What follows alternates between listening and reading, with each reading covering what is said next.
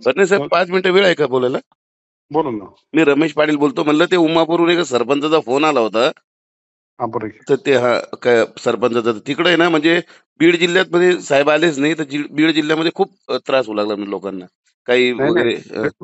पाटील साहेब कसं आहे, आमच्या मुख्यमंत्र्यांनी सगळ्या मंत्र्यांना ती जबाबदारी वाटून दिली आणि बीड जिल्ह्यामध्ये स्वतः आपले अजितदादा पवार साहेब आहेत, त्यामुळे तिथं बीड जिल्ह्यामध्ये दादाने सगळ्या यंत्रणा कामाला लावलेली आहे. त्यामुळे कुठल्याही दादाने सांगितलं कुठलाही ज्या अतिवृष्टीमुळे ज्या पिकाचं नुकसान झालंय त्या कुठल्याही शेतकऱ्याचं म्हणजे नुकसान भरपाईचा पंचनामा राहता कामा दादाने सूचना दिल्या. त्यामुळे प्रशासन आता कसं पावसामुळे थोडं कमी जास्त होतंय, सगळ्या पिकाचं जे नुकसान अतिवृष्टीमुळे जे नुकसान झाले पिकाचं म्हणण्यापेक्षा गायी गेले असतील, म्हशी गेले असतील वाहून, कुणाची शेळी मेंढी गेली असेल, कुणाच्या घरामध्ये पाणी गेलं असेल, कुणाच्या घराची पडझड झाली असेल किंवा फळबागाचं नुकसान झालं असेल, जे नुकसान झाले जे नुकसान झाले इलेक्ट्रिक पंप वाहून गेलेत, मोटर वगैरे डीपी जे नुकसान झाले ते सगळे पंचनामे करायचा आदेश दादाने त्यांना दिलेले.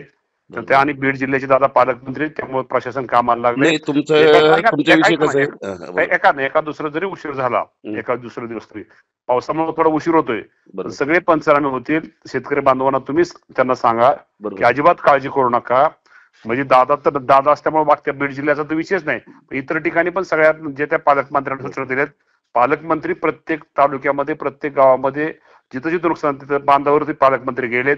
त्यांचा अहवाल मंगळवारी सगळ्यांचा आमच्याकडे तिथं मंगळवारी मुख्यमंत्री सगळ्यांचा घेतील आणि त्यामुळं शेतकऱ्यांना तुमच्या माध्यमातून सांगा निश्चिंत राहा, सरकार त्यांच्या बरोबर आहे. या अडचणीच्या काळामध्ये शेतकऱ्यांच्या संकटाच्या काळामध्ये नक्की सरकार भरीव अशी मदत करेल. नाही, तुमचा विषय काय झाला माहितीये का, तुम्ही एकमेव काम करू लागले बरं का. पालकमंत्र्याचं काही घेणं नाही आपल्याला, पण तुम्ही काम करताय, सारी जनता बघती, लोक पण बघू लागले, म्हणून तुमच्यावर कोणाची चिड नाहीये, तुम्हीच करताय ते काम. सगळेच करतात. कसं असतं शेवटी सगळेच करतात काम. असं असतं सगळे करतात एवढं सांगतो तुम्हाला काम, पण काळजी करू नका शेतकऱ्यांना. तुम्ही जे पण म्हणताय ना, ऐका ना, हो शक्य झालं तर तो ओला दुष्काळ जाहीर झाला तरी काही प्रॉब्लेम नाही. आणि ऐका ना, लोक एखादं माझं काय म्हणणं आहे माहिती का, एखाद्या नेत्यांनी शरद पवार साहेबांनी कधी याला फोन केला ना पीएमजीएम वाल्याला, तो 100 करोड रुपये देईल. पण नेत्यांची काही अशी इच्छाच नाही हो कोणाला फोन करायची. एमजीएमची जागा, शेतकऱ्यांची जागेवर हॉस्पिटल झालेले, ते करोडो रुपये निधी येतो त्यांना. 100% तुमची चांगली सूचना आहे, आपण या बाबतीमध्ये करू, आपण ते करू. माझं काय म्हणणं आहे, एक सूचना सर, हॅलो, बोला की. माझं काय म्हणणं आहे, पूर्ण एमएलएने 1 महिन्याची पगार द्यावी आणि जितके बी सरकारी जे गव्हर्नमेंट सर्वंट आहे का, यांची 1 महिने पगारच नका करू ना. चतुर्शी ऐका ना, आता गव्हर्नमेंटच्या सर्वंटचा तो त्यांचा वैयक्तिक प्रश्न आहे, पण आमदारांचं 1 दिवसाचं आपलं महिन्याचं वेतन 100% आमदार देणार आहेत. आम्ही राष्ट्रवादी पक्षाने निर्णय पण दादाने आमचा घेतलेला आहे. आम्ही सगळे 1 महिन्याचं वेतन सगळे देणार. ऐका ना, मी ज्या विभागाचा, कृषी विभागाचा मंत्री, तिथल्या आमच्या सगळ्या अधिकाऱ्यांनी पण आणि सगळ्या कर्मचाऱ्यांनी पण निर्णय घेतला की 1 दिवसाचा पगार त्याचा द्यायचा. साधारणतः 15-20 कोटी रुपये त्यांचा आमच्या कृषी विभागाचा पगार होता.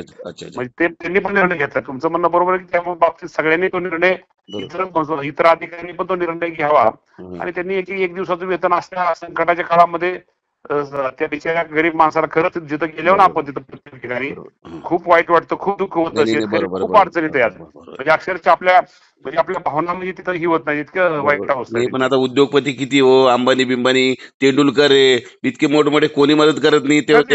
ऐक ना, आता हे सगळं स्थिरसावर होतं. अमिताभ बच्चन आहे, करतील सगळ्यांना, सगळे देतील. आपण त्यांना आव्हान केल्यानंतर ही देतील आणि खरंच आज त्यांना सगळ्यांना मदत करायची गरज आहे. मी पण देणार आहे 2 लाख रुपये, मी पण स्वतः देणार आहे. लागलं तर मी तुमच्याकडे आणून देतो, तुमच्या निधीमध्ये.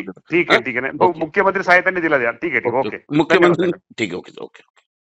आदिशक्ती तू जयोस्तुते, आदिशक्ती तू जयोस्तुते. सामाजिक, सांस्कृतिक, वैद्यकीय, राजकीय, शैक्षणिक, औद्योगिक आदी विविध क्षेत्रातील महिला आज आघाडीवर आहेत.